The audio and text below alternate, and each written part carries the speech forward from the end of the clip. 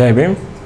జై భీమ్ దినపత్రికలోని ప్రధాన వార్తలు, వివిధ దినపత్రికల ప్రధాన వార్తల సారాంశం మార్నింగ్ వార్తలలో ముందు కొంత గతం నుంచి కూడా చెప్తున్నాను, కొంత జ్వరంతో కూడా బాధపడుతున్నాను. చాలా అంటే చాలా హార్డ్ వర్క్, చాలా అంటే చాలా ఇబ్బందికరమైనటువంటి సమస్యలు.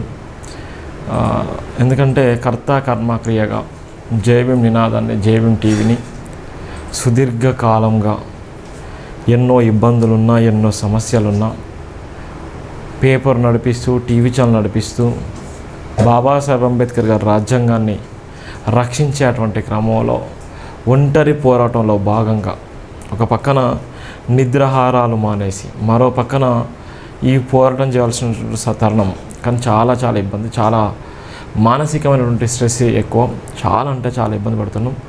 ఎవరికైనా సమస్య వచ్చిందంటే, కష్టం వచ్చిందంటే పోయి నిలబడి అక్కడ వాళ్ళ న్యాయం జరిగే వరకు కొట్లాడడం, దాని తర్వాత మళ్ళీ వచ్చి ఉన్నటువంటి పేపరు 1-2 గంటల దాకా పేపరు వార్తలు రాయడము, సేకరించడము, వార్తలు రాయడము, మార్నింగ్ లైవ్ చదవడము, ఇవి చాలా అంటే చాలా చాలా చాలా చాలా మానసికమైనటువంటి ఇబ్బందులు.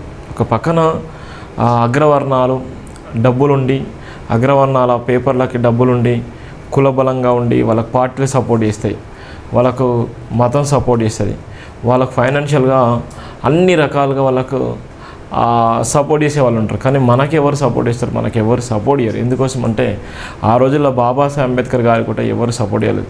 సపోర్ట్ చేసినటువంటి వ్యక్తులు ఏదైతే ముందుకొచ్చిల్లో బరోడా మహారాజు లాంటి వ్యక్తులు మళ్ళీ కొంత ఇబ్బంది చేసిన స్థలంలో మళ్ళీ వెనక్కిపోవడం జరిగింది. అంటే ఎంత ఇబ్బంది ఉంటుందో, ఎంత మానసికమైన బాధ ఉంటుందో చాలా చాలా భరించాల్సి వస్తుంది. ఎందుకంటే సుమారుగా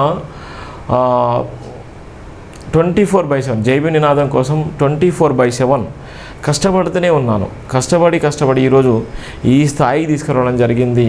ఇలా లక్షలాది మంది ఇలా గుండె చప్పుడుగా, ఇలా కోట్లాది మంది జై భీమ్ టీవీని అభిమానించి జై భీమ్ టీవీని ఫాలో అవుతున్నటువంటి వాళ్ళందరికీ కూడా నా యొక్క చిన్న విన్నపం, దయచేసి ప్రతి ఒక్కరు కూడా ఇది ఆత్మగౌరవ పోరాటం, ఆత్మగౌరవ నినాదం, ప్రతి ఒక్కరు కూడా అండగా నిలబడండి. ఎందుకంటే నాకు కొంత గత 1 వీక్ నుంచి కూడా కొంత జ్వరంతో బాధపడుతున్నాను. కొద్దిగా అంటే కొద్దిగా హెవీ స్ట్రెస్, పేపర్ వార్తలు రాయడము, లైవ్ చెప్పడము, ఏమైనా సమస్యలు ఉంటే వెళ్ళడము, అక్కడ ఆ సమస్యలను పరిష్కరించే విధంగా నిలబడము, కొట్లాడము, న్యాయం కోసం నిలబడము, ఇవన్నీ ఒక ఎత్తు. మళ్ళీ నా చదువుతో పాటు అనేకమైనటువంటి ఆ వర్క్స్, ఆ ప్రెషర్ వల్ల చాలా వరకు అంటే చాలా వరకు ఇబ్బంది పడేటువంటి సందర్భాలని, అందువల్ల నా వాయిస్ కూడా వచ్చేటువంటి పరిస్థితులు ప్రతి ఒక్కరు కూడా అర్థం చేసుకుంటాను ఆశిస్తున్నాను.